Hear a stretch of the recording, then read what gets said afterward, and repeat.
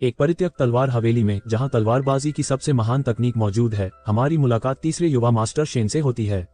उन पर एक पौराणिक राक्षसी तलवारबाज हमला करता है, लेकिन शेन सहजता से हमले को रोक देता है और उसे पीछे धकेल देता है।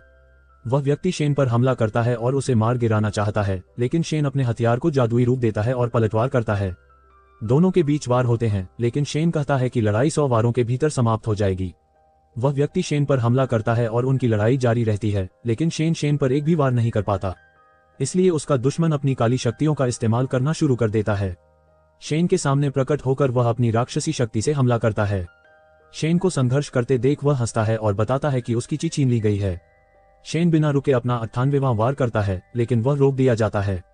लेकिन अपने 99वें वार से शेन उसे हरा देता है। शेन घुटनों के बल गिर जाता है और खून की उल्टी करता है। ये कहानी युवा तलवारबाजों के एक समूह को सुनाई जा रही है। वे सोचते हैं कि कहानी को बड़ा चढ़ाकर बताया गया है। उनका कहना है कि ऐसा केवल एक अमर ही कर सकता है। कहानीकार उन्हें बताता है कि यह सिर्फ एक अफवाह पर आधारित थी और शेन अब कहीं छिपा हुआ होगा। उस क्षण कहीं दबी हुई तलवार के साथ पहाड़ का दरवाजा खुल गया। परित्यक्त तलवार हवेली खुलती है। इसे खुले 10 साल हो गए हैं और एक बूढ़ा आदमी उन्हें पहाड़ों में प्रशिक्षण के लिए अंदर बुलाता है। हम शेन को व्हीलचेयर पर बैठकर चाय का आनंद लेते हुए देखते हैं। वह एक पेड़ के पीछे छिपे एक हत्यारे को पुकारता है।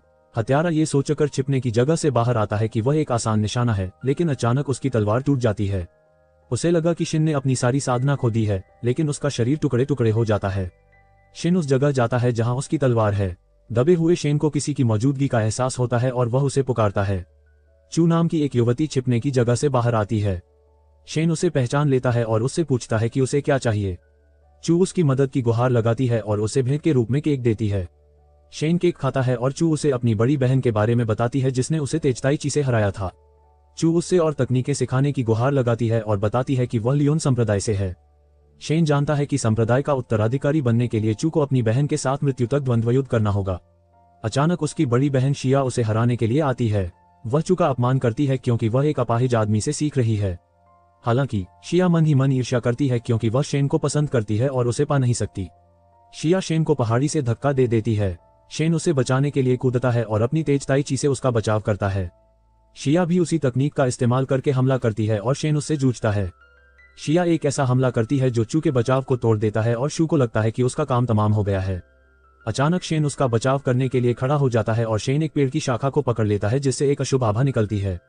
शेन उसे आसानी से नष्ट कर सकता है। इस बात से वह घबराई हुई थी, लेकिन शेन ने उसे जाने दिया और कहा कि उसे चोट न पहुंचाए। शाय जल्दी से चली जाती है और शेन अपनी व्हीलचेयर पर लौट आता है। वह बताता है कि वह पिछले 9 महीनों से तलवार की आभा को पोषित करने के लिए अपने शरीर को पुनर्व्यवस्थित कर रहा है। शू उत्साहित होकर शेन से पूछती है कि क्या वह अब उसकी शिष्या है, लेकिन शेन स्पष्ट कर देता है कि वह उसे केवल 3 महीने ही प्रशिक्षण देगा। वह उसे परित्यक्त तलवार मार्ग में पदों के बारे में बताता है। नए शिष्य रहस्यमय श्रेणी में होते हैं और दिग्गज स्वर्गीय श्रेणी में पाए जाते हैं। चू उसे ज़ैड के बारे में बताती है, जो रहस्यमय श्रेणी में सबसे शक्तिशाली है और लगभग 7वें स्तर पर है, लेकिन शिन उससे कहती है कि वह उसे पीछे छोड़ देगी, लेकिन वह उस पर विश्वास नहीं करती और कहती है कि वह अभी भी 5वें स्तर पर है। इसी बीच हम शान के बड़े भाई को उसके पिता से बात करते हुए देखते हैं। शेल अपने पिता को ज़ैड के प्रदर्शन और उसके जल्द ही स्वर्गीय श्रेणी तक पहुंचने के बारे में बताती है। बाद में शेन उसे अशुद्धियों को दूर करने के लिए औषधीय स्नान करने देता है। इसके बाद चू एक प्रशिक्षण दिनचर्या का पालन करती है जिसमें लकड़ी के लट्ठे के साथ दौड़ना, पत्थर पर प्रहार करना और औषधीय स्नान करना शामिल है। अंततः वह बेहतर हो जाती है और शेन को लगता है कि वह काफी अच्छी है। वह ज़ैड को चुनौती देती है, जो उसे गंभीरता से नहीं लेता। इस बीच धनुष हॉल में सभी को लगता है कि चू हारने वाली थी। तभी चू आती है और उसे शेन के साथ देखकर सब हैरान हो जाते हैं। शेन जी से कहता है कि अगर वह उसे हरा देगा तो वह मशहूर हो जाएगा क्योंकि उसे शेन ने ही ट्रेनिंग दी थी। ज़ेब एक छोटा सा जूता उछालता है और अपने गुरु का अपमान करता है। शेन उससे कहता है कि वह 3 चालों के बाद आत्मसमर्पण कर देगा। चू ज़ैड पर हमला करती है और उसकी गति देखकर ज़ैड हैरान रह जाता है। चू पहले ही वार में उसे पीछे धकेल देती है। ज़ैड पलटवार करता है लेकिन उसके हमले चू पर नहीं लगते। चू उसके हमले को रोकती है, जिससे उसकी तलवार टूट जाती है और उसके बाल कट जाते हैं। चू सिर्फ 2 चालों में मैच जीत जाती है और ज़ैड इस नतीजे को स्वीकार नहीं कर पाता। ज़ैड बलिदान की तकनीक का इस्तेमाल करता है, अपनी रक्षा छोड़कर एक शक्तिशाली वार करता है। वह चू के साथ मरना चाहता है लेकिन चू उसे नीचा दिखाती है। वह पलटवार करती है और ज़ैड जमीन पर गिर जाता है, जिससे चू की जीत पक्की हो जाती है। भीड़ शू के चारों ओर जमा हो जाती है और उसकी तारीफ करती है। शू को पता चलता है कि उसका बेटा लौट आया है, इसलिए वह शेन से मिलना चाहता है, लेकिन अपने पिता को बताता है कि शेन अभी तक ठीक नहीं हुआ है। शू निराश हो जाता है ये सोचकर कि शेन शायद कभी ठीक न हो पाए। एक फ्लैशबैक में हम शान को बिस्तर पर लेटे हुए देखते हैं। बाय अपने पिता से कहता है कि शायद चमत्कारिक डॉक्टर फू शेन के लिए कुछ कर सकते हैं। जब डॉक्टर फू आते हैं तो उसे भी यकीन नहीं होता कि शान वह ठीक हो जाएगा और बाई को यह सुनकर खुशी हुई। आखिरकार फू कमरे से बाहर आता है और उसके बाल अब सफेद हो चुके हैं।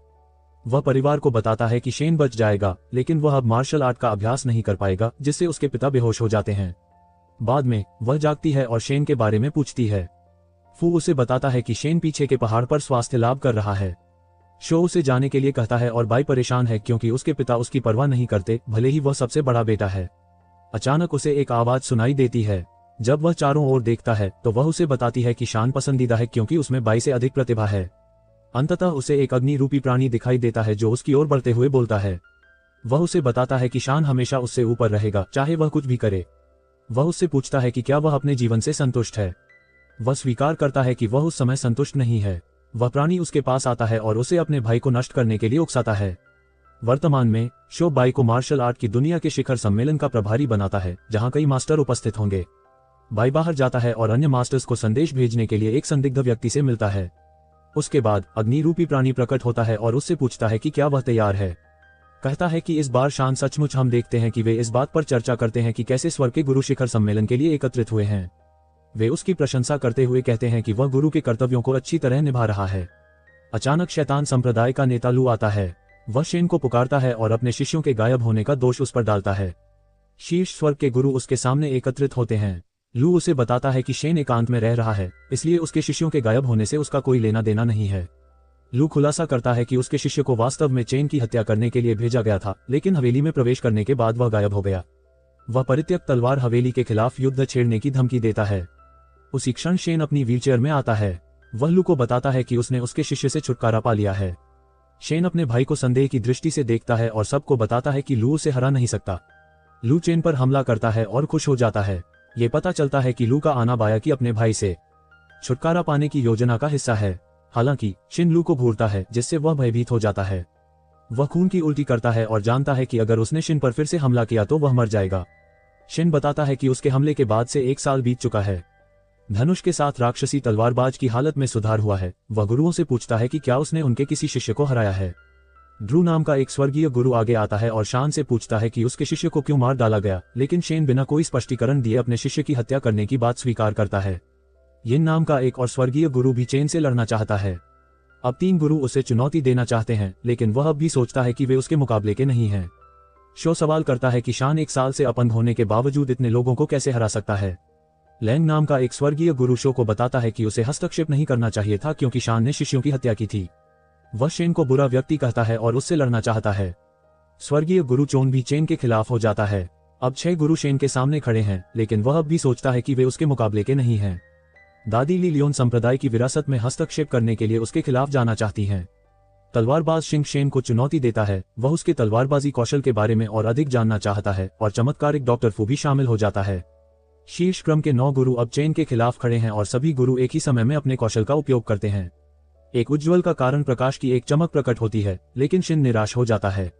वह पीछे मुड़ता है और देखता है कि सभी स्वर्गीय गुरु पल भर में पराजित हो गए हैं। जो कुछ हुआ उससे सभी हैरान हैं। उसकी शक्ति का अनुभव करने के बाद रू आत्मसमर्पण कर देता है और क्षमा मांगता है। शिंग अपनी तलवार गिरा देता है और वादा करके चला जाता है कि जब तक शेन जीवित है वह अपनी तलवार का उपयोग नहीं करेगा। शेन शेष गुरुओं को देखता है। लैंग को बख्श दिया गया था, लेकिन उसने अपना हाथ खो दिया था, इसलिए वह अब मार्शल आर्ट का उपयोग नहीं कर सकता और उसे हवेली से निष्कासित कर दिया जाएगा। लू की मृत्यु हो गई क्योंकि उसने मानव रक्त से साधना की थी और ली का स्तर उसके विरुद्ध जाने के दंड के रूप में कम कर दिया गया था। शिन उससे पूछता है कि क्या वह हार स्वीकार करता है। वह कहता है कि वह अपने भाई को नष्ट नहीं करना चाहता, इसलिए उसे अपनी जान ले लेनी चाहिए। जोंग हंसता है और एक कौशल का उपयोग करके अग्नि में प्राणी को बुलाता है, जिससे एक रहस्यमय व्यक्ति प्रकट होता है। रू ने उसके बारे में सुना है और वह जोंग के नाम से जाना जाता है। कहा जाता है कि वह हर 60 साल में उस समय के सबसे शक्तिशाली व्यक्ति को हराने के लिए प्रकट होता है। अपने विरोधियों को हराने के बाद वह उनकी तलवारें एकत्र कर लेता है। वह पिछले 300 वर्षों से मौजूद है और मार्शल आर्ट की दुनिया का दुर्लभ है। जोंग से कहता है कि 9 गुरु शेन जोंग का मुकाबला नहीं कर सकते। वह उत्साहित हो जाता है। जोंग ने ज्ञान प्राप्त कर चुके मास्टर्स को हराने का दावा किया है, इसलिए शेन को उसे निराश नहीं करना चाहिए। जोंग ने एक प्रक्षेपास्त्र फेंका, लेकिन शेन पर उसका कोई असर नहीं हुआ। शेन ने उसका मजाक उड़ाते हुए कहा कि 300 साल के अनुभव के बावजूद वह कमजोर है, लेकिन जोंग ने कहा कि यह उसकी शक्ति का केवल एक अंश है। शिन ने उससे कहा कि उसकी तकनीक की सीमाओं के कारण वह कभी भी सच्ची मार्शल आर्ट नहीं जान पाएगा। जोंग क्रोधित हो गया और उसने अपनी शक्तियों का प्रयोग किया। दोनों ने एक दूसरे पर हमले किए, लेकिन जोंग गायब हो गया, लेकिन कसम खाई कि वह शिन को खत्म करने के लिए वापस आएगा। जोंग को एक कालकोठरी में कैद कर दिया गया। चू ने शिन से पूछा कि क्या वह जोंग के बारे में चिंतित है। शेन ने कहा कि जोंग शायद स्तर 10 के करीब है, जो चंद्रमा को काटने और अमर बनने का आधार है। वह चौंक गई क्योंकि उसे लगा था कि स्तर 10 सिर्फ एक परीक्षा थी। उसने पूछा कि क्या वह जोंग को हरा सकता है और उसने उसे बताया कि उसके जीतने की 50-50 संभावना है, जिससे वह चिंतित हो गई। दृश्य बदल गया और दिखाया गया कि कौन 3 स्वर्गीय मास्टर्स के साथ बैठक में है। रू ने कहा कि द्वंद्व युद्ध का समय लगभग हो गया है। जोंग पहले ही 23 स्वर्गीय गुरुओं को परास्त कर चुका है। वह शक्तिशाली लोगों का रक्त अवशोषित कर रहा है और उस रात उनकी ऊर्जा एकत्रित कर रहा है। द्वंद्व युद्ध के दौरान हम देखते हैं कि शेन पहाड़ों में स्वर्गीय गुरुओं के साथ प्रतीक्षा कर रहा है। जोंग पानी पर चलते हुए आता है और शिन की ओर छलांग लगाता है। शिन उससे कहता है कि चून की वह ऊपरी लोक से आया है, इसलिए उसे साधना का अपना तरीका अपनाना चाहिए।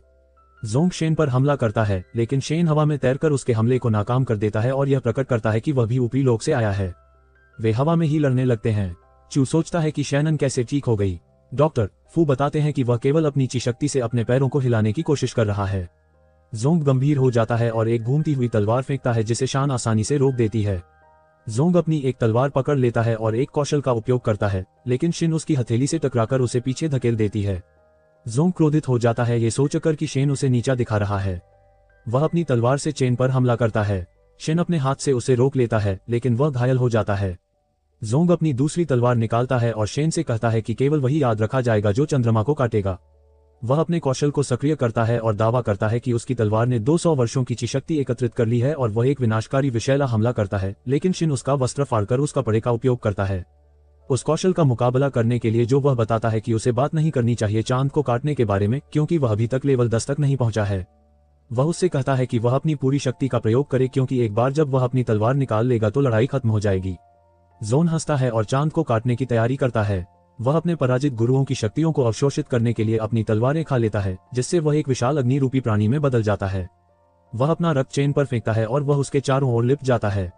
जोंग को लगता है कि वह जीत गया है, लेकिन शिन प्रकट होता है और घायल होकर जोंग से कहता है कि वह अभी भी कमजोर है क्योंकि उसने संतुलन प्राप्त नहीं किया है। शिन अपनी तलवार को पुकारता है जबकि जोंग उस पर हमला करता है। तलवार जेन की बांह को काट देती है और उसी क्षण शिन कहता है कि अब चांद को काटने का समय आ गया है। जोंग अपनी बांह को फिर से बना लेता है, लेकिन शिन का हमला उसके लिए बहुत अधिक होता है और जोंग हार जाता है। सभी जीत का जश्न मनाते हैं, लेकिन अचानक चांद में दरार पड़ जाती है और वह टूट जाता है, जिससे सभी पर ची की वर्षा होती है। वे सभी ध्यान करने और अपनी साधना बढ़ाने का अवसर लेते हैं। शिन बताता है कि कुछ दिनों में अजीब घटनाएं घटित होंगी और जल्द ही सब कुछ समझाने का वादा करता है। हवेली में वापस शिन उठता है और सभी को बताता है कि दरअसल चंद्रमा उनकी ची एकत्रित करने की क्षमता को सीमित कर रहा था। अब जब चंद्रमा टूट गया है तो उनके पास उच्चतर लोक में प्रवेश करने के बाद, जिससे वे शेष विश्व से संवाद कर सकते हैं। वह बताते हैं कि दुनिया वास्तव में उनके विचार से 1000 गुना बड़ी है और अब जब सागर सूख गया है तो वे अन्य लोकों में जाने के लिए स्वतंत्र हैं। लेकिन वह आगे कहते हैं कि अन्य लोकों के स्वामी उनसे कहीं अधिक शक्तिशाली हैं, इसलिए वह उन्हें चेतावनी देते हैं कि वे कोई परेशानी न खड़ी करें। उसी क्षण शेन की तलाश में 2 उच्चतर लोक के दूत आते हैं। उनमें से एक कमरे में मौजूद सभी लोगों का अपमान करता है, लेकिन वू नामक दूसरा दूत अपने मित्र के लिए क्षमा याचना करता है। वो शान के वंश के बारे में पूछता है और शेन उसे बताता है कि वह शेन मांगतेन का वंशज है। वो अपना ग्रंथ निकालता है और उसे पता चलता है कि मेंटेन 12 तलवारों के मंडप का पहला स्वामी था, लेकिन एक बड़ा अपराध करने के कारण उसे निम्न लोक में निर्वासित कर दिया गया था, इसलिए उसने परित्यक्त तलवार हवेली की स्थापना की। लू ने शिन से पूछा कि क्या वह 12 तलवारों के मंडप में फिर से शामिल होना चाहेगा, लेकिन शान ने अपना खुद का संप्रदाय शुरू करने का फैसला किया। वो बताते हैं कि उच्चतर लोकों के नियमों के अनुसार शेन को तीसरे दर्जे के बैरन के पद पर पदोन्नत किया जाएगा और उसके आसपास की सभी भूमि जागीर उसकी संपत्ति बन जाएगी और वे गायब हो जाएंगे। शिन सबको बताता है कि वे बहुत कमजोर हो गए हैं। ऊपरी स्तर के साधकों की तुलना में शिन उन्हें साधना तकनीक सिखाने की पेशकश करता है ताकि वे बेहतर हो सकें, लेकिन रू और टेन अपनी विरासत को छोड़ना नहीं चाहते, इसलिए वे दोनों परित्यक्त तलवार हवेली में शामिल न होने का फैसला करते हैं। दूसरी ओर ली शेन को बताती है कि उसका संप्रदाय शामिल होने को तैयार है, इसलिए शेन लियोन संप्रदाय के लिए उपयुक्त साधना तकनीक विकसित करने का वादा करती है। बाद में उन्हें एक नियम के बारे में पता चलता है कि 10 वर्षों की अवधि तक नए लिंग पर दूसरे लिंग द्वारा हमला नहीं किया जा सकता है। शिन उसे बताता है कि 10 वर्ष उनके लिए अन्य लोगों के बराबर पहुंचने के लिए पर्याप्त होंगे, क्योंकि अमावस्या के कारण साधना की गति बढ़ गई है। वह एक नक्शा खोलता है और उन्हें बैंगनी ज्वाला संप्रदाय के स्थान के बारे में बताता है। शेन उनकी बैंगनी ज्वाला तकनीक प्राप्त करने की योजना बनाता है, क्योंकि यह लियांग समूह के लिए सबसे उपयुक्त है। शान चू को अपना शिष्य बनने और उसकी तलवार तकनीक सीखने के लिए कहता है। ली इस निर्णय का समर्थन करती है और शू तुरंत स्वीकार कर लेती है। उसके प्रशिक्षण का पालन करने के बाद चू दिव्य लोक में प्रवेश करने में सफल हो जाती है, लेकिन वह शान के क्रूर प्रशिक्षण तरीकों के बारे में शिकायत करती है। एक ऊपरी स्तर का व्यापारी हवेली में आता है और अपने माल भंडार का प्रदर्शन करता है। आता है और सामान की जांच करते हुए शेन स्पिरिट ब्लड क्रिस्टल के बारे में पूछता है। शेन बताता है कि उसके पास 5000 क्रिस्टल हैं, लेकिन उनमें से केवल 10 में से एक क्रिस्टल में ही स्पिरिट ब्लड होगा। वह उन्हें कीमत बताता है, लेकिन ये बहुत महंगा है, इसलिए शेन 100 क्रिस्टल खरीदने का फैसला करता है। शेन उन्हें चुनना शुरू करता है और सोचता है कि स्पिरिट ब्लड क्रिस्टल की पुष्टि करना असंभव है, लेकिन उसे आश्चर्य होता है जब शेन सही क्रिस्टल चुनता है। शेन अपने बाकी क्रिस्टलों को तोड़ता है और देखता है कि उन सभी में स्पिरिट ब्लड है। शेन प्रभावित होता है और शेन से पूछता है कि उसने सही क्रिस्टल कैसे चुने। शेन उन्हें जरूरत के हिसाब से सारा स्पिरिट ब्लड देने की पेशकश करता है और शेन सोचता है कि उन्हें यह प्रस्ताव स्वीकार कर लेना चाहिए। वे एक समझौते पर पहुंचते हैं और शेन को अपनी ईमानदारी के प्रतीक के रूप में कुछ शून्य गोलियां देता है। शेन कहती है कि गोलियां खतरनाक दिखती हैं, लेकिन शेन तीनों गोलियां एक साथ खा लेता है। वह उससे कहता है कि 3 दिन बाद परिणाम दिखेंगे, लेकिन शेन अचानक तेजी से बूढ़ा होने लगता है। शेन घबरा जाता है और डॉक्टर फू को बुलाता है। डॉक्टर उसकी नाड़ी की जांच करता है और देखता है कि यह अजीब है। वह बताता है कि शेन की हालत गंभीर नहीं है क्योंकि उसका दिल ठीक है। चीचू द्वारा संरक्षित व्यक्ति उन्हें बताता है कि शेन 3 दिनों तक आराम करना चाहता है, इसलिए फू को लगता है कि उन्हें तब तक शांत रहना चाहिए। आखिरकार शेन जाग जाता है, वह खड़ा हो जाता है और फू देखता है कि उसके पैर पूरी तरह से ठीक हो गए हैं। शून्य की गोलियों ने उसके शरीर को पुनर्जीवित कर दिया है। इसके बाद वे बैंगनी ज्वाला संप्रदाय पहुंचते हैं और गार्ड उन्हें रोक लेते हैं। शेन उन्हें एक पत्र देता है और कहता है कि इसे अपने गुरु को दे दें। गुरु के पास जाते समय शेन गार्ड से बैंगनी ज्वाला मार्शल आर्ट प्रतियोगिता के बारे में पूछता है। गार्ड उसे बताता है कि आखिरी प्रतियोगिता 460 साल पहले हुई थी और उस घटना के बाद उनके पूर्वज लापता हो गए थे, लेकिन ऐसा लगता है कि शेन को इसके बारे में कुछ पता है। वे संप्रदाय की उपमास्टर बे से मिलते हैं। वह उन्हें बताती है कि गुरु साधना कर रहे हैं, इसलिए वह उनका स्वागत करने आई है। इसके बजाय वे शेन से उसकी यात्रा का उद्देश्य पूछते हैं। वह सीधे उस सेली के दल को तकनीक सिखाने के लिए कहता है। वह चौंक जाती है और बे को उसका लहजा पसंद नहीं आता। शेन उसे बताता है कि वह बदले में उसे एक मैनुअल देगा, लेकिन वह इस अनुरोध पर गुस्सा हो जाती है और अपने शिष्यों को शेन पर 6 अंत गठन का उपयोग करने का आदेश देती है ताकि उसे बाहर निकाल दिया जाए। वे घिर जाते हैं, लेकिन शेन सोचता है कि क्या तकनीक वही है जो 400 साल पहले थी। चकमा देता है। हमले के दौरान शेन शू को बताता है कि यह गठन उपयोगकर्ताओं को अपनी शक्तियों को संयोजित और गुना करने की अनुमति देता है। सभी शिष्य शान को नष्ट करने के लिए अपनी तलवारें मिला लेते हैं, लेकिन शेन तुरंत उन्हें हरा देता है। शेन बे से मिलने जाता है और उसे बायू संप्रदाय के जेन नाम के एक व्यक्ति के साथ डेट पर पाता है।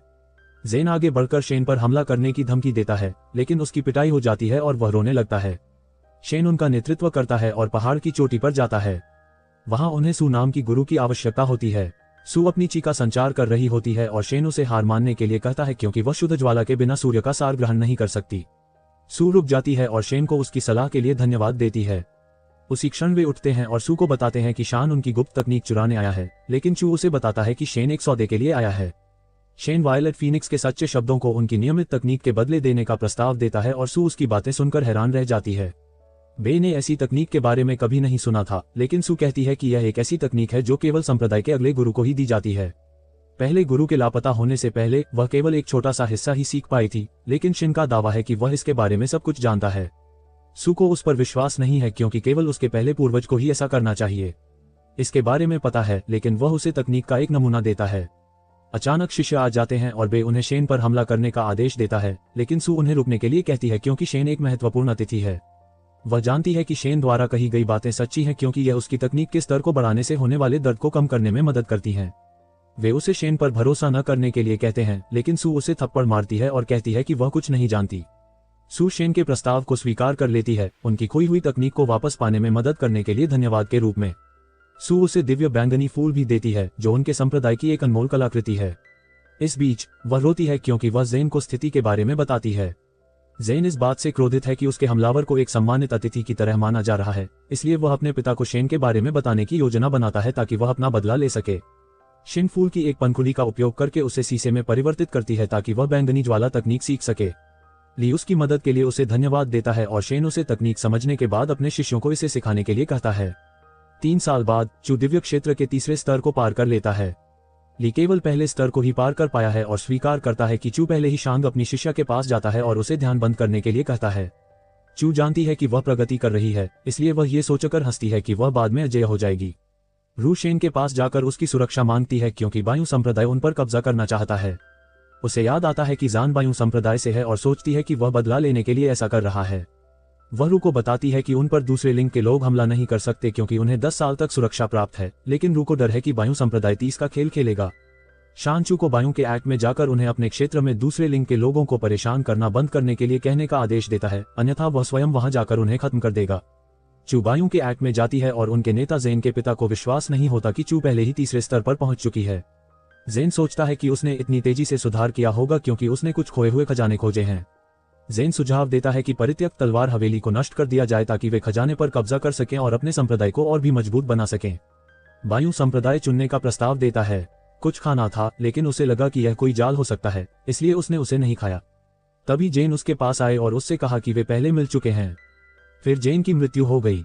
शेन ने उन्हें चेतावनी दी, लेकिन जेन हंस पड़ी, ये सोचकर कि शेन घमंडी है, और धमकी दी कि अगर वे बायू संप्रदाय को नाराज करते रहे तो वह हवेली को नष्ट कर देगा। चू जाने का फैसला करती है, लेकिन जेन उसे रोकते हुए कहती है कि वह तभी जा सकती है जब वह सितु नामक एक तीसरे स्तर के बुजुर्ग को हरा दे। चू ये सोचकर खुश हो जाती है कि वह बायू संप्रदाय के बुजुर्गों जितनी ही शक्तिशाली है।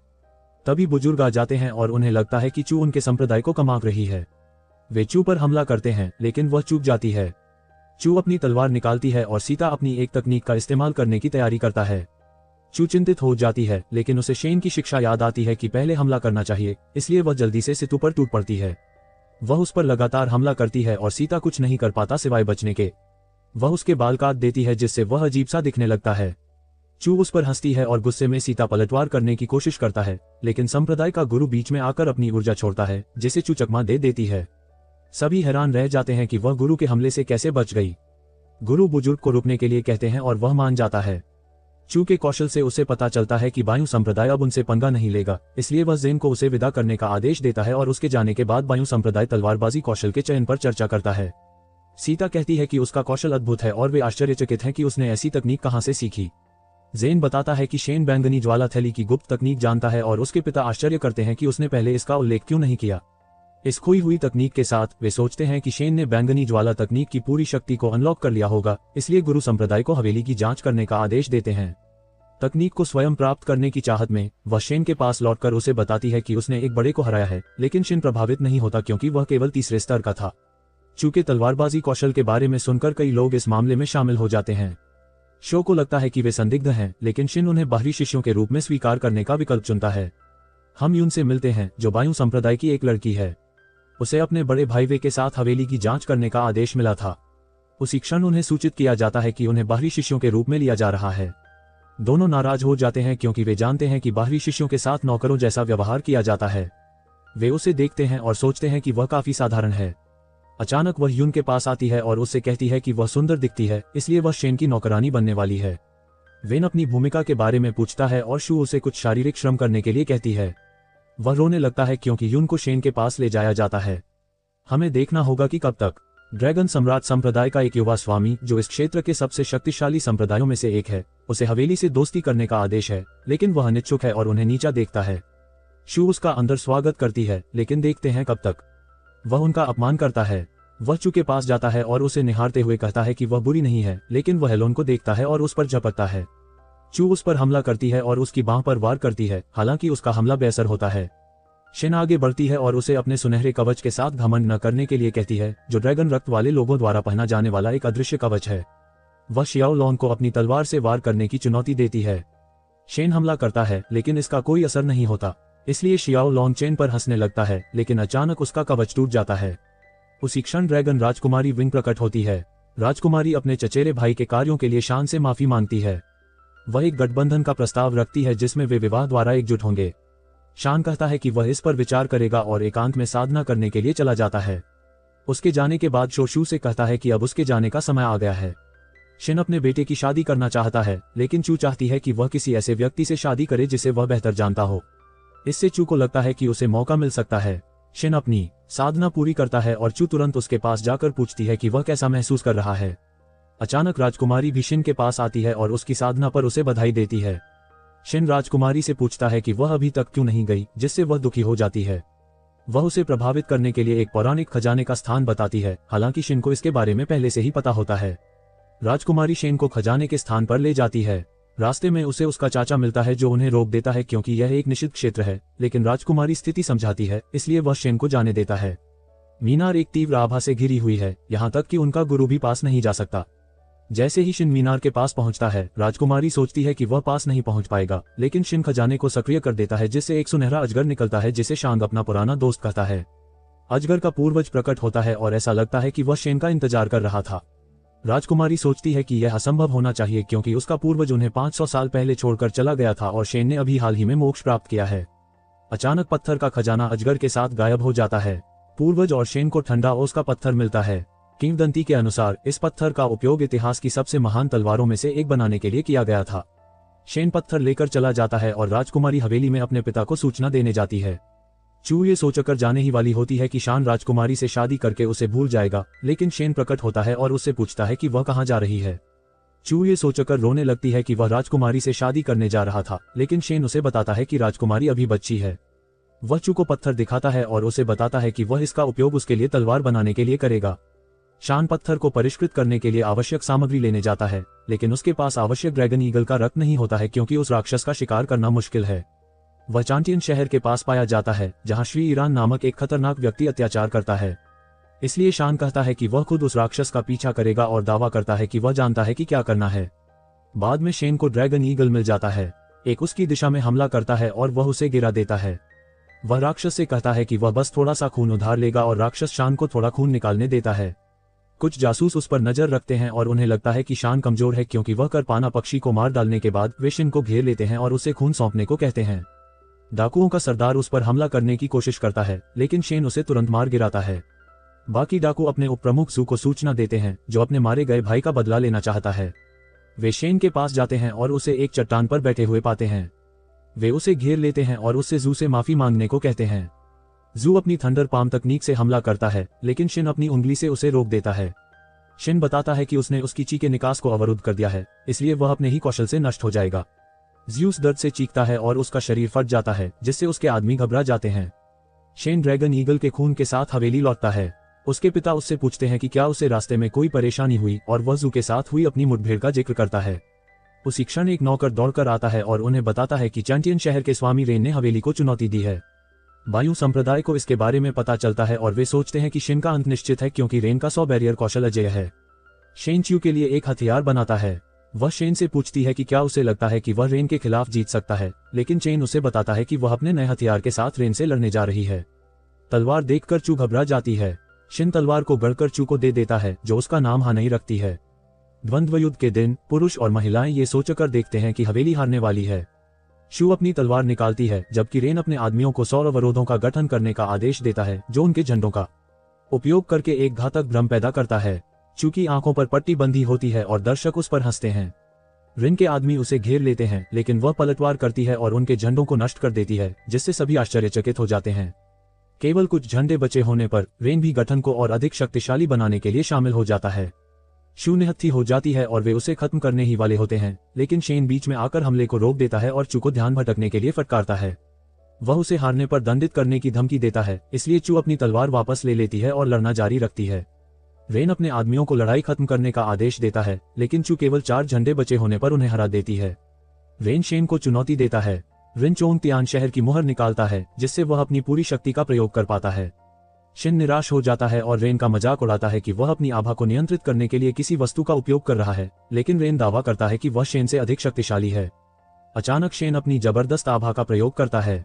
सभी को इसका आभास होता है और इससे ज़ेन को उल्टी भी आ जाती है। वह ध्वजवाहकों के पास से गुजरता है जो हिलने से भी डरे हुए हैं। शिया एक स्थिर रेन के पास पहुंचता है और उसके माथे को छूता है। रेन अपना सामान गिरा देता है और शेन दूर जाने लगता है, लेकिन रेन उसे पुकारता है। वह शिन के सामने झुकता है और उसकी जान बख्शने के लिए धन्यवाद देता है। वह शिन को अपनी घुड़सवार सेना के साथ सेवा करने का प्रस्ताव देता है और शेन इसे स्वीकार कर लेता है, जिससे वह हवेली का संरक्षक बन जाता है। हवेली में वापस यिन शेन के पास जाती है और ऐसा लगता है कि अब वह उसकी सेवा कर रही है। वह उसे बायू सेक्स प्लान के बारे में बताती है, जिसके तहत 10 साल बाद हवेली को नष्ट कर दिया जाएगा। चंद्रमा के वध की 10वीं वर्षगांठ पर अन्य संप्रदायों के नेता हवेली में इकट्ठा होते हैं, लेकिन शिन उनसे मिलने से इनकार कर देता है और उनकी जगह शोल को भेज देता है। यिन जानकारी इकट्ठा करने के लिए जाती है और उसे पता चलता है कि उन्हें मामले के आसपास एक विशेष पदार्थ फैलाने का आदेश दिया गया है। शेन को इसके बारे में पता चलता है और वह सोचता है कि वे इसका इस्तेमाल किसी को बाहर निकालने के लिए करेंगे। शोएल अपने मेहमानों से मिलता है और वह राजदूत वू के पास जाकर उनसे कहता है कि वे अपने बेटे को उनका अभिवादन न कर पाने के लिए क्षमा कर दें। इस बीच ज़ेन चिंतित है कि कहीं हम बाधा न डाल दें उनकी योजनाओं के बारे में, लेकिन उनके पिता का कहना है कि वे किसी असाधारण चीज को आकर्षित करने वाले हैं, यहाँ तक कि वो भी उसे रोक नहीं पाएगा और शेन का अंत हो जाएगा। अचानक एक दहाड़ सुनाई देती है जिससे सभी घबरा जाते हैं और एक भयंकर राक्षसी जानवर पास आता है। वो उसे एक पौराणिक जानवर के रूप में पहचानता है जिसके बारे में कहा जाता है कि वह विनाश लाता है और वह उसे रोकने का रास्ता खोजने की कोशिश करता है। वो उसे दूर ले जाने की कोशिश करता है लेकिन वह हवा में उड़ जाता है। शेन आता है और वो उसे बताता है कि राक्षसी जानवर बहुत शक्तिशाली है और उसने 500 से अधिक वर्षों तक साधना की है, लेकिन शिन उसे चिंता न करने के लिए कहता है क्योंकि वह पूरी तरह से तैयार है। जैसे ही शिन जानवर की ओर बढ़ता है, वे देख सकते हैं कि वह दिव्य क्षेत्र के 5वें स्तर पर पहुंच गया है।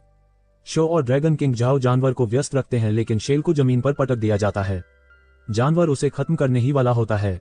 चिन अपने पिता की रक्षा के लिए आता है और वह शियाओ को शो के साथ पीछे हटने के लिए कहता है और वो शिन की ओर दौड़ता है, ये सोचकर कि वह अकेले उसका मुकाबला नहीं कर सकता।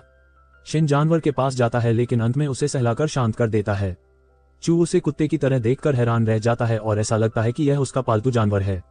500 साल पहले शिन ने जानवर को शांत रहने का आदेश दिया और वह और भी शक्तिशाली हो गया, लेकिन जानवर उसे छोड़ना नहीं चाहता था।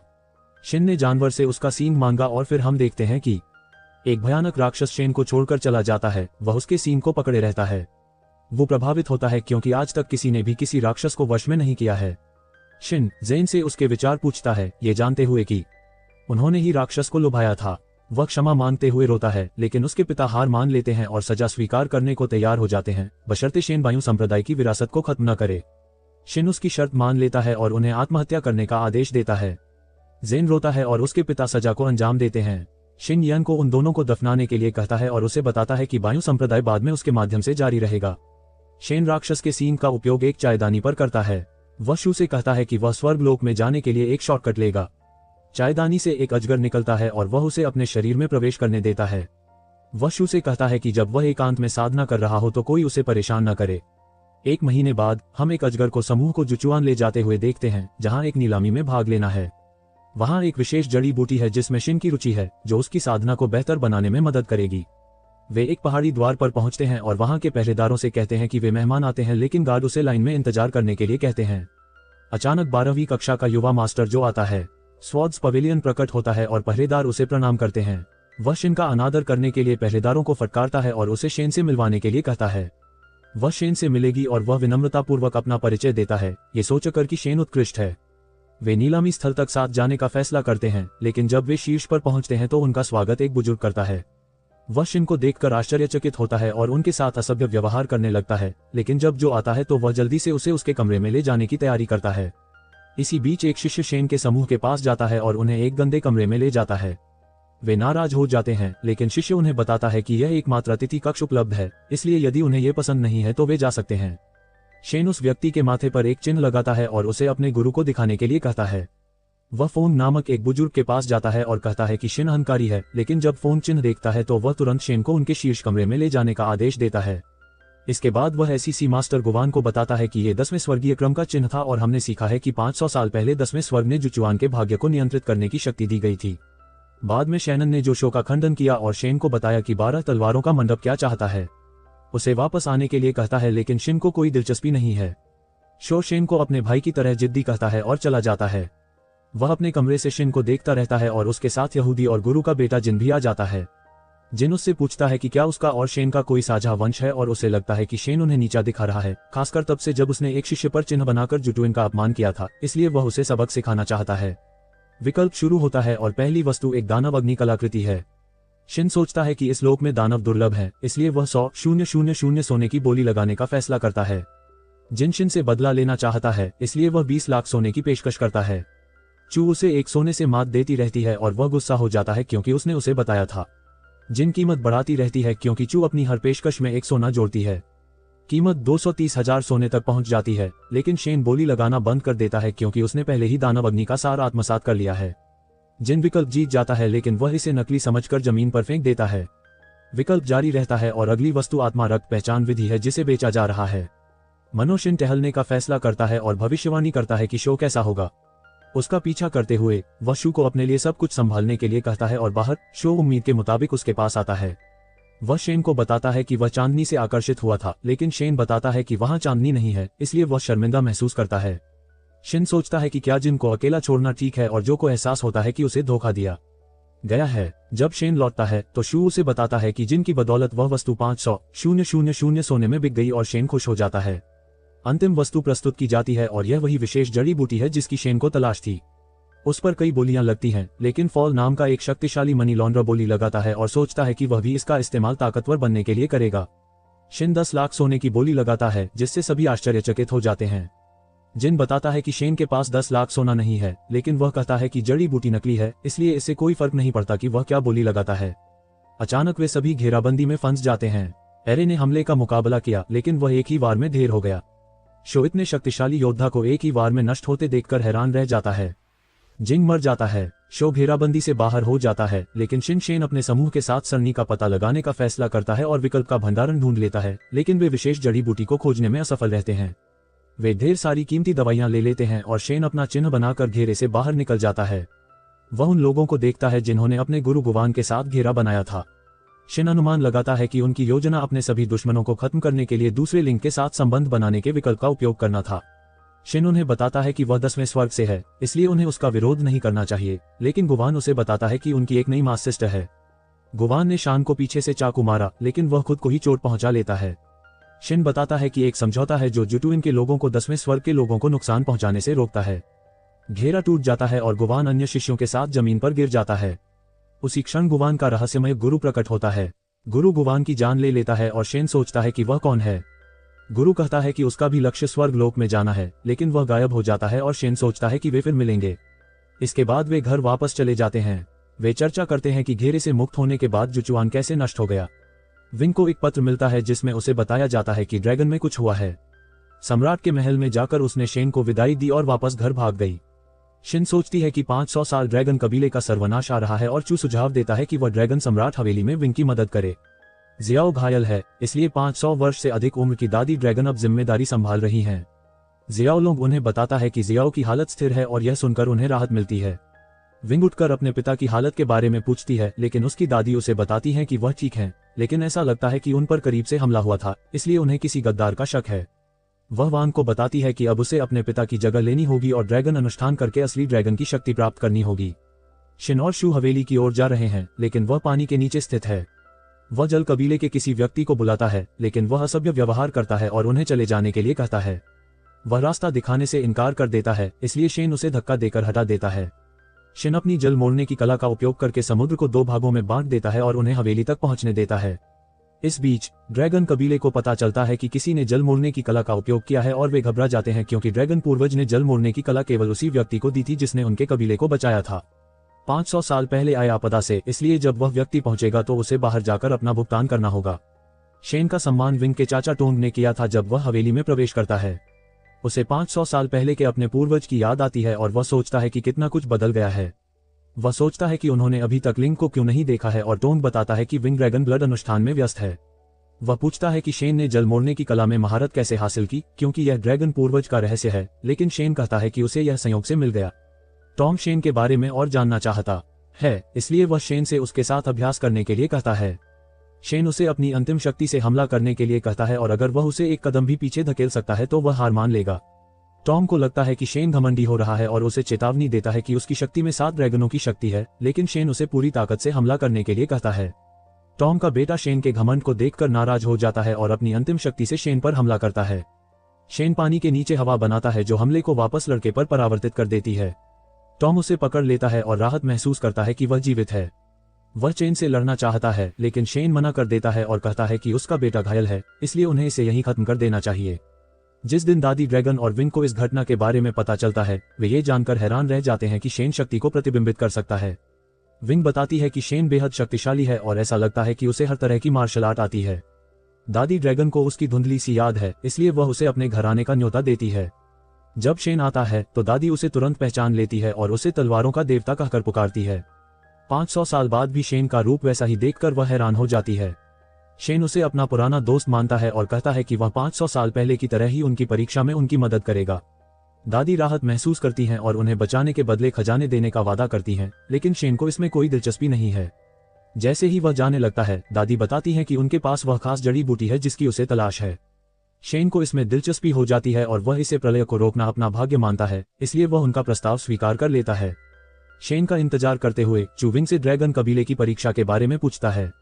विंग समझाती है कि हर 500 साल में ड्रैगन का खून उबलता है और यह ड्रैगन कबीले के सदस्यों के लिए ड्रैगन में बदलने का मौका होता है। आमतौर पर यह अच्छी बात होती है, लेकिन जो शुद्ध ड्रैगन नहीं है उसके लिए यह एक आपदा है, क्योंकि वे ड्रैगन का खून धारण करते हैं। वंश की स्थिरता के लिए प्रार्थना करने हेतु मीनार पर अनुष्ठान किया जाता है, लेकिन उसे चिंता है कि अनुष्ठान के दौरान उन्हें ऐसी समस्याओं का सामना करना पड़ सकता है जिससे ड्रैगन सम्राट के वंश का अंत हो सकता है। उसी क्षण शेन बाहर आकर उन्हें बताता है कि वे कुछ दिनों के लिए हवेली में ही रुकेंगे। विंग अपनी दादी के पास वापस जाती है और अब वह आत्मविश्वास से भरी दिखती है। वह विंग को बताती है कि शेन उनकी मदद करेगा ताकि वह अनुष्ठान पर ध्यान केंद्रित कर सके। विपत्ति शुरू होती है और एक लाल प्रकाश आकाश को चीरता हुआ निकलता है, जिससे आसपास की हर चीज की ऊर्जा अशांत हो जाती है। चू को बहुत मुश्किल हो रही है और शेन समझाता है कि विपत्ति के दौरान चलने के लिए उसे इच्छा शक्ति की आवश्यकता है। वह कहता है कि एक सच्चे ड्रैगन का रक्त हर 500 वर्षों में रूपांतरित होता है, लेकिन अब रक्त अशांत है, इसलिए आसपास का क्षेत्र प्रभावित हो रहा है।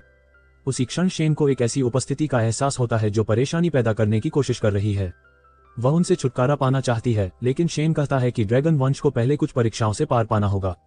इस बीच विंग अपने शरीर में ड्रैगन की शक्ति का प्रवाह महसूस करती है और कहती है कि यह अविश्वसनीय है, लेकिन उसकी दादी का दावा है कि यह शेन की तुलना में कुछ भी नहीं है। जैसे ही वह ऊर्जा को नियंत्रित करने की कोशिश करती है, उसकी दादी उसे कहती है कि चाहे कुछ भी हो जाए, उसे नहीं जाना है, और वह चली जाती है। 6 घंटे बाद उनकी बाधाओं की जांच करने पर हम देखते हैं कि वह संघर्ष कर रही है। तभी उसका चाचा उसकी ओर दौड़ता है और उसे बताता है कि उसके पिता मर रहे हैं, जिससे उसका ध्यान भटक जाता है और उसे चोट लगती है। वह कहता है कि उसके पिता अपनी विरासत उसे सौंपना चाहते हैं, लेकिन विंग जाने से इनकार कर देती है और कहती है कि उसे अनुष्ठान पर ध्यान केंद्रित करने की आवश्यकता है। वह उसके लिए कार्यभार संभालने की पेशकश करता है, लेकिन विंग उसे बताती है कि वह शुद्ध रक्त वाला नहीं है। उसका चाचा अपनी छाती में चाकू घोंपता है और रक्त तकनीक का उपयोग करते हुए दावा करता है कि इससे उसके रक्त की शुद्धता बढ़ जाती है। वह उसे अपने पिता के पास जाने के लिए कहता है, इसलिए वह जगह उसे सौंपकर चली जाती है। वह उड़ जाती है और उसका चाचा अचानक अनुष्ठान को भ्रष्ट करना शुरू कर देता है और वेदी गिरने लगती है। वह अपने चाचा से कहती है कि उसके कार्यों से ड्रैगन कबीले के सभी लोग नष्ट हो जाएंगे, लेकिन उसका चाचा हंसता है और अधिक भयावह रूप धारण कर लेता है। वह कहता है कि उसने अपने ड्रैगन रक्त से छुटकारा पा लिया है, इसलिए वह नष्ट नहीं होगा। विंग उससे पूछती है कि वह ड्रैगन कबीले को क्यों नष्ट करना चाहता है, और वह बताता है कि वह अपने गुरु के आदेशों का पालन कर रहा है। विंग को एहसास होता है कि वह उसका चाचा नहीं हो सकता और 9 ड्रैगनों की शक्ति का उपयोग करके उस पर हमला करती है। टोंग आश्चर्यचकित है कि वह इसका उपयोग कर सकती है। ड्रैगन तकनीक का 9वां स्तर, लेकिन वह इसका उपयोग करना शुरू कर देता है। एक राक्षसी कौशल जो हमारे हमले को विफल कर देता है। विंग घायल हो जाती है और टॉम हंसते हुए कहता है कि वह उसके सामने कुछ भी नहीं है। अनुष्ठान का उपयोग करते हुए टोन ड्रैगन हवेली के लिए एक मार्ग खोलता है और नकाबपोश पुरुषों का एक समूह उनकी ओर उतरता है। रहस्यमय गुरु प्रकट होते हैं और कहते हैं कि अब समय आ गया है कि वे ड्रैगन के वंश को समाप्त कर दें। वे टॉम पर एक बार फिर हमला करते हैं, लेकिन टोंग अपने राक्षसी कौशल से इसका मुकाबला करने की कोशिश करता है, जो कारगर नहीं होता। उसे एहसास होता है कि उसने अपने ड्रैगन जादू के बजाय परित्यक्त तलवार हवेली से एक कौशल का उपयोग किया है, इसलिए वह इसके खिलाफ संघर्ष करता है। इस बीच नकाबपोश पुरुष अब टावर के करीब हैं, लेकिन शान और शू उन्हें रोक देते हैं। वे खुद को 6 बुराइयां बताते हैं और उन्हें महल को नष्ट करने का आदेश मिला है। शेन 6 बुराइयों को ऐसी जगह पर देखकर आश्चर्यचकित हो जाती है और बताती है कि 6 बुराइयों में से प्रत्येक के पास ड्रैगन को मारने वाली तलवारें हैं, लेकिन उनकी शक्तियां सीमित हैं और उन्हें मौका पाने के लिए अपनी शक्तियों को संयोजित करने की आवश्यकता होगी। उनमें से एक चू के साथ वार पलटवार करते हुए आगे बढ़ता है, लेकिन उसे पीछे धकेल दिया जाता है। अन्य सदस्य चौंक जाते हैं क्योंकि वे सभी स्तर 5 पर हैं। 6 बुराइयों में से 2 उस पर हमला करते हैं और वह उनके खिलाफ संघर्ष करती है। शेन उसे कहती है कि उन्हें ढूंढे कमजोरियां तो हैं, लेकिन चू को कोई कमजोरी नजर नहीं आती। बाकी दुश्मन हैरान है कि चू उनके 2 साथियों का मुकाबला कर पा रही है। एक और साथी उनके साथ जुड़ जाता है और तीनों अपनी शक्तियों को मिला लेते हैं, लेकिन शिन उन्हें बताती है कि वे तुम्हें हरा नहीं सकते क्योंकि चू ने उनकी तकनीकों को अपना लिया है। वह उनकी तलवारबाजी को चीर देती है, जिससे उसके दुश्मन चौंक जाते हैं। 6 बुराइयां मिलकर चू पर हमला करती हैं। चू हमलों से बचती है। शेन का दावा है कि 6 बुराइयां कमजोर हैं और वे सिर्फ अपनी तलवारों को खुद पर हावी होने दे रही हैं, लेकिन वे अब भी सोचते हैं कि जब वे अपनी शक्तियों को मिलाते हैं तो वे अजय हो जाते हैं। 6 बुराइयां एक साथ हमला करती हैं, लेकिन चू जवाबी हमला करती है और वे सभी क्रिस्टल में फंस जाते हैं। वे सभी उसकी इस्तेमाल की गई तकनीक से हैरान हैं और जेन कहती है कि वे इसलिए हारे क्योंकि उनका अपनी तलवारों पर सही नियंत्रण नहीं है। चू क्रिस्टल को नष्ट कर देती है और 6 बुराइयों का अंत कर देती है। शेन विंग के पास जाता है और उसे संघर्ष करते हुए देखता है। जैसे ही वह उसके पास पहुंचता है, विंग उसे जाने के लिए कहती है क्योंकि ड्रैगन ब्लड को अब रोका नहीं जा सकता।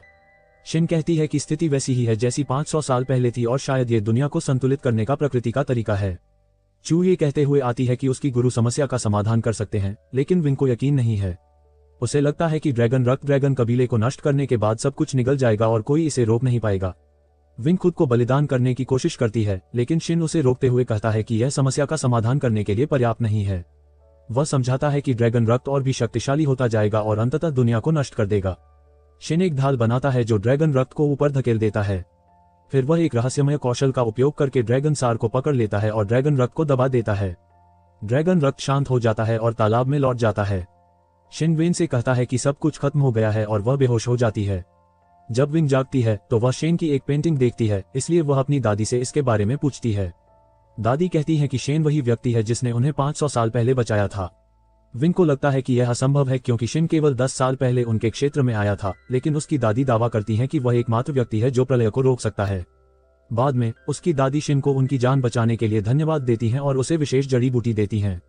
वह बताती है कि उनके पास ज्यादा समय नहीं बचा है, लेकिन शिन उन्हें नीला ड्रैगन मोती देता है जो ड्रैगन पूर्वज ने उसे यह विरासत में दिया था। इसमें उपयोगकर्ता को अगले लोक में जाने में मदद करने की शक्ति है, लेकिन उसने शेन पर एक योग्य उत्तराधिकारी चुनने का जिम्मा छोड़ दिया। यह उसे बचा सकता था, लेकिन वह इसे लेने से इनकार कर देती है क्योंकि वह फिर से ड्रैगन पूर्वज के साथ रहना चाहती है। वह इसे शेन को देती है, लेकिन वह कहता है कि उसे इसकी कोई आवश्यकता नहीं है, ये कहते हुए कि वह चंद्रमा को फिर से काटने के बाद ही अगले लोक में जाएगा। वह विंग को मोती देने का फैसला करती है ताकि वह अगले लोक में जा सके और शान के साथ रह सके। कुछ समय बाद वह वंश का भविष्य विंग को सौंपने के बाद चल बसती है। सम्राट झाओ शेन के पास जाकर उसे अपना जीवन बचाने के लिए धन्यवाद देता है। वह बताता है कि ड्रैगन पूर्वज ने परिवार को निर्देश दिया था कि जो भी उन्हें 2 बार खतरे से बचाए उसकी सेवा करें, इसलिए वे उसके गुलाम बनना चाहते हैं। शान कहता है कि इसकी कोई आवश्यकता नहीं है, लेकिन झाओ जोर देता है। वह शेन से कहता है कि वह उनके खजाने से जो चाहे ले सकता है और शियाओ अपनी बेटी को शेन को सौंप देता है। शिन स्वीकार कर लेता है, लेकिन वह कहता है कि वह किसी रिश्ते में नहीं रहना चाहता, जिससे विंग दुखी हो जाती है। अचानक टूटे हुए लोगों के संरक्षक ड्रैगन सम्राट को पुकारते हैं। वे बाहर जाते हैं। गार्डियन से मिलने पर शेन को पता चलता है कि वे रहस्यमय मास्टर के लिए काम कर रहे हैं। उनमें से एक व्यक्ति का परिचय जाय और झाओ से कराया जाता है। जाय उसे एक अत्यंत कुशल स्तर 6 तलवारबाज के रूप में पहचानता है और शुष्क ड्रैगन राजा से कहता है कि वह अपनी बेटी को उनके सामने पेश करे और आत्मसमर्पण करे, अन्यथा वे उसके कुल का सफाया कर देंगे। चू क्रोधित हो जाती है और अपनी तलवार निकालकर उसे लड़ाई के लिए चुनौती देती है, लेकिन शेन उसे रोक देता है। हालांकि उसकी तकनीक अधिक शक्तिशाली है, जाय उससे एक स्तर ऊपर है। जाय को अपमानित महसूस होता है कि चेन उसकी तकनीक को हीन समझता है, लेकिन शिन उसकी तकनीक को अनाड़ी बताते हुए कहता है कि उसकी तलवार क्षतिग्रस्त है। जाय क्रोधित हो जाता है और शिन को चुनौती देता है, ये दावा करते हुए कि वह 3 चालों में जीत जाएगा। शिन उसके सामने हवा में तैरता है और जाय के तलवारबाजी कौशल को कमतर आंकना जारी रखता है। जाय उसे अपनी तलवार निकालने के लिए कहता है, लेकिन शेन कहता है कि हर चीज को तलवार के रूप में इस्तेमाल किया जा सकता है। जाय उस पर वार करता है, लेकिन वह चूक जाता है, इसलिए वह एक ऐसे कौशल का प्रयोग करता है जो ऊर्जा का एक शक्तिशाली गोला छोड़ता है, लेकिन चेन इससे भी बच जाता है। शेन फूंक मारता है और हवा के कारण जाय की तलवार तितलियों में बदल जाती है। शेन बताता है कि उसने अपनी तलवार की आभा को अपनी सांस में संघनित किया और अपनी आंखों की तलवार में हुई क्षति का फायदा उठाया। शेन कहता है कि ड्रैगन हवेली उसकी सुरक्षा में है, इसलिए जाय रिपोर्ट करने के लिए चला जाता है। उसके बाद उसका गुरु जियाओ को आराम करने के लिए कहता है और विंग को अपने साथ ले जाता है। जब दूसरा शिष्य हवेली लौटता है तो शो अपने बेटे की उपलब्धियों पर गर्व करता है और कहता है कि सभी संप्रदाय उनकी चापलूसी करने आ रहे हैं। वह बताता है कि 12 तलवारों का मंडप भी उनसे मिलने आया है। वह युवा मास्टर जो को उसके भाई बाई के साथ देखता है। शो उनकी सुलह कराने में मदद करना चाहता है और ऐसा लगता है कि शो की मदद से बाई ने आरोही तलवार तकनीक में महारत हासिल कर ली है। बाई शो की मदद के लिए आभारी है और जो उसे बताता है कि शो ने उसकी मदद इसलिए की क्योंकि उनका वंश एक ही है। एक बूढ़ा आदमी बाई के पास आकर हवेली के शिष्यों के बारे में पूछता है। बाई कहता है कि हवेली के 30% शिष्य उनके संप्रदाय में शामिल होना चाहते हैं। बूढ़ा आदमी बाई से अपना शिष्य बनने के लिए कहता है और वह स्वीकार कर लेता है। हम हवेली के 2 शिष्यों पेंग और वॉन को लड़ते हुए देखते हैं क्योंकि पेंग 12 तलवारों के मंडप में शामिल होना चाहता है। बाई बीच में आता है और वॉन पेंग को मंडप में शामिल होने की इच्छा रखने के लिए गद्दार कहता है, लेकिन बाई उसे हवेली को इसकी सूचना देने के लिए कहता है। बूढ़ा आदमी बाई से कहता है कि वह उस आदमी के बारे में शो और शेन से बात करना चाहता है। उस समय जो शिष्य उनके संप्रदाय में शामिल होना चाहते हैं वे वहां पहुंचकर उन्हें बताते हैं कि चर्चा करने जैसा कुछ नहीं है, लेकिन पवेलियन के एक बुजुर्ग व्यक्ति बताते हैं कि मनो का संस्थापक उनके संप्रदाय से थे, इसलिए उन्हें अपनी जड़ों की ओर लौटना चाहिए। शिन चर्चा में शामिल होते हुए कहता है कि पवेलियन उनके शिष्यों को नहीं ले सकता क्योंकि पवेलियन समान स्तर पर भी उसके शिष्यों को हरा सकता है, लेकिन वह उससे कहता है कि पवेलियन के साथ उनके संबंधों को खराब न करे। लेकिन एल्डर नाराज हो जाता है और अपनी कटार ठुड्डी पर फेंकता है, लेकिन विंग उसे रोक देता है। चू क्रोधित हो जाती है और द्वंद्व युद्ध के लिए चुनौती देती है, ये दावा करते हुए कि वह 3 चालों के भीतर जीत जाएगी। वह अपनी तलवार निकालती है और उनसे कहती है कि अगर वह हारता है तो उन्हें हवेली से रेंगकर बाहर निकलना होगा। एल्डर इस शर्त को मान लेता है। वह अपना पहला हमला करती है, जिसका एल्डर जवाब देने की कोशिश करता है, लेकिन वह घायल हो जाता है। वह अपने दूसरे हमले से उसे जमीन पर गिरा देती है। वे हार मान लेते हैं और शिन उन्हें रेंगकर घर वापस जाने के लिए कहता है, जिससे वे और भी नाराज हो जाते हैं। पवेलियन में, जो कि मां को घटना के बारे में पता चलता है और वह शेन को खतरा मानते हुए क्रोधित हो जाती है। वह सीसी मास्टर चोन के पास जाती है, जो एकांत में साधना कर रहे हैं। वह चोन को बताती है कि शेन ने उनके परिवार को अपमानित किया है और वह पवेलियन को नीचा दिखा रहा है। चोन गुस्से में आकर शिनचेन से बदला लेना चाहता है। इस विशेष जड़ी बूटी से साधना करते हुए हम देखते हैं कि शान की आभा बदल रही है, लेकिन चू इसे कुछ नहीं समझता। अचानक एक पुरुष प्रकट होता है और शेन को बताता है कि मंडप ने चेन के खिलाफ एक वीर आदेश भेजा है, जिसका अर्थ है कि देश के सभी वीर उस पर हमला करेंगे। लेकिन शिन चिंतित नहीं है और कहता है कि उन्हें इसे अनदेखा करना चाहिए। चोन को शेन द्वारा उसके आदेश को अनदेखा करने के बारे में पता चलता है, इसलिए वह 7 तलवार दासों को बुलाता है और उन्हें शेन को जिंदा पकड़ने के लिए कहता है। मुझे लगता है कि शेन हार जाएगा क्योंकि सभी तलवार दास छठे स्तर के हैं, लेकिन वह शेन को जिंदा नहीं पकड़ना चाहती, इसलिए वह समूह के नेता को बहकाकर शेन की जान ले लेती है। एक शाम शिन को उनकी उपस्थिति का आभास होता है, इसलिए वह उनसे मिलने बाहर जाता है। वह सोचता है कि उसके दुश्मन कमजोर हैं क्योंकि उन्होंने अपनी ताकत को कृत्रिम रूप से बढ़ाने के लिए दवाओं का उपयोग करके ही छठे स्तर तक पहुंचे हैं। शिन जानता है कि वे लुप्त तलवार तकनीक का उपयोग कर रहे हैं और नेता आश्चर्यचकित है क्योंकि इसे उनके संप्रदाय में एक शीर्ष गुप्त तकनीक माना जाता है। शिन सोचता है कि वे उसका मुकाबला नहीं कर सकते, इसलिए वह शू और विंग को लड़ने के लिए कहता है। नेता नाराज हो जाता है और उस पर हमला करता है, लेकिन चू और विंग उसका बचाव करते हैं। शिष्य लड़ते हैं, वे संघर्ष शुरू करते हैं, लेकिन शेन उन्हें प्रशिक्षित करते हुए शेन कहता है कि वह उन्हें अग्रबाहु तलवार तकनीक सिखाएगा जिससे वे अपनी शक्तियों को संयोजित कर सकेंगे। तलवार के गुलाम निर्दयता से हमला करते हैं और शेन अपने शिष्यों को तकनीक सिखाने के लिए वाणी संचारण कौशल का उपयोग करता है। उन्हें तकनीक की स्पष्ट समझ प्राप्त होती है। तलवार के गुलाम संगठित होकर उन पर फिर से हमला करते हैं।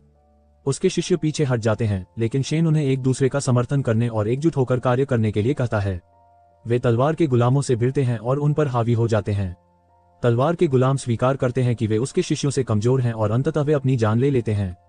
विफलता के बारे में सुनकर मैं क्रोधित हो जाती है और थंडर सिटी को उनके संघर्ष में घसीटने के बारे में सोचती है। पता चलता है कि 400 साल पहले शेन को थंडर सिटी की राजकुमारी से प्यार हो गया था, लेकिन उनके माता पिता ने उनके रिश्ते का विरोध किया क्योंकि उनके लिंग शत्रु थे। शेन शहर गया और अराजकता फैलाई, यही कारण है कि उसे निचले लोक में निर्वासित कर दिया गया था। लेकिन मैं सोचती है कि जो चेन को हराने में सक्षम हो सकता है जिससे संप्रदाय में उसका दर्जा बढ़ जाएगा, इसलिए वह एक योजना बनाती है। हम जो को जंगल में प्रशिक्षण करते हुए देखते हैं, उसका साथी उसकी प्रशंसा करता है। अपनी प्रगति पर ध्यान देते हुए शेन जानता है कि वह अभी भी शेन से पीछे है। शेन को उसकी मां ने प्रशिक्षण में मदद करने के लिए भेजा था, लेकिन कहानी में मोड़ आ जाता है। हम उसे एक रहस्यमय कौशल का उपयोग करते हुए देखते हैं। इस बीच शेन को पवेलियन में अपने पूर्वजों के अवशेषों के बारे में एक पत्र मिलता है। वह जानता है कि यह एक जाल है, लेकिन फिर भी उन्हें लेने जाने का फैसला करता है। पवेलियन पहुंचने पर उसकी मुलाकात जो से होती है, जो उसे लड़ाई के लिए चुनौती देता है। शेन से कहता है कि अगर वह जीतता है तो वह पवेलियन का उत्तराधिकारी बन सकता है, लेकिन अगर वह हारता है तो उसे अपनी जान से हाथ धोना पड़ेगा। हालांकि शेन को इसमें कोई दिलचस्पी नहीं है, लेकिन वह अनिच्छा से चुनौती स्वीकार कर लेता है। चू को लगता है कि शेन अजीब व्यवहार कर रहा है और शेन उसे बताता है कि उसके अंदर एक विशेष आभा समाहित हो गई है जिससे वह 2 गुना शक्तिशाली हो गया है, लेकिन उसे नियंत्रित किया जा रहा है। चू सोचती है कि क्या सब ठीक होगा, लेकिन शेन उससे कहता है कि लड़ाई उसे ही लड़नी होगी। जैसे ही चू लड़ने की तैयारी करती है, दर्शक सोचते हैं कि वह पवेलियन को नीचा दिखा रहा है। शो शेन को याद दिलाता है कि उसकी जान खतरे में है, लेकिन शेन चिंतित नहीं है। जो अपनी तलवार निकालता है और हमला करता है। दोनों के बीच वार होते हैं और लड़ाई तीव्र प्रतीत होती है, लेकिन शेन बैठ जाता है और आराम करने लगता है। एक किताब पढ़ते हुए जिसमें लिखा है कि लड़ाई देखने में बहुत उबाऊ है, वह भविष्यवाणी करता है कि जो हार जाएगा। क्योंकि उसकी आभा में विस्फोटक ऊर्जा की केवल 3 लहरें हैं, चू घायल हो जाती है और वह हताशा में पलटवार करने की कोशिश करती है, लेकिन जैसे जैसे लड़ाई लंबी खींचती है, जो थकता हुआ प्रतीत होता है। चू उसे पीछे धकेलना शुरू कर देती है और जो निराश होकर अपनी अंतिम शक्ति को सक्रिय कर देता है, उसका रूप बदल जाता है। लेकिन शिन बताती है कि यह शक्ति आत्मविनाशकारी है, इसलिए जोएल निश्चित रूप से हार जाएगा। चू की शक्ति बढ़ जाती है, लेकिन उसका शरीर अपनी सीमा तक पहुंचने लगता है। उसकी गति धीमी होने लगती है और शूट मौका पाकर उसे पीछे से चाकू मार देती है। वह अपने बेटे के लिए रोती है और चोन के पास बदला लेने के लिए जाती है। शॉन अनिच्छुक है क्योंकि जो ने ही लड़ाई का अनुरोध किया था और वह शेन के शिष्य से भी हार गया था। मैं कहती है कि चूंकि शेन उसका शिष्य था, इसलिए लोग कहने लगे हैं कि शेन उससे श्रेष्ठ है। शॉन इसे स्वीकार नहीं कर पाता और शेन के साथ सौदेबाजी करने का फैसला करता है। इस बीच हम देखते हैं कि शेन पूर्वजों के अवशेष ले जा रहा है। उसी क्षण चोंग उसके पास आता है और उससे पूछता है कि उसके पास तलवार क्यों नहीं है, लेकिन चू बताती है कि इस दुनिया में सब कुछ शेन की तलवार है। शॉन को लगता है कि शेन अहंकारी है, इसलिए वह उसे लड़ाई के लिए चुनौती देता है। वह देखता है कि उसके पास तलवार भी नहीं है, लेकिन वह कहता है शेन जानता है कि उसकी तलवार उसके पेट में है। शेन ने अपनी तलवार की आभा निगल ली है, जिससे उसे शक्ति तो मिल रही है, लेकिन उसके शरीर के अंगों को नुकसान पहुंच रहा है। वह जानता है कि चोंग 1 घंटे से ज्यादा नहीं लड़ सकता, इसलिए शेन उसका फायदा नहीं उठाना चाहता। चोंग जानता है कि यह सब सच है, लेकिन फिर भी वह दावा करता है कि मंडप की तकनीक तलवार की आभा का उपयोग करने में सबसे अच्छी है। शेन अचानक 2 उंगलियों से एक मेज को काट देता है और तलवार की आभा की शक्ति का प्रदर्शन करने के लिए बैठ जाता है, जिससे पूरा कमरा ढहने लगता है। चोंग स्वीकार करता है कि शेन उससे बेहतर है और उसे शान की असली पहचान का पता चलता है कि वह मंडप का पहला पूर्वज है। वह उसे सम्मान देता है और घोषणा करता है कि मंडप एक बार फिर उसका अनुसरण करेगा। लेकिन यहीं पर यह वीडियो समाप्त होता है।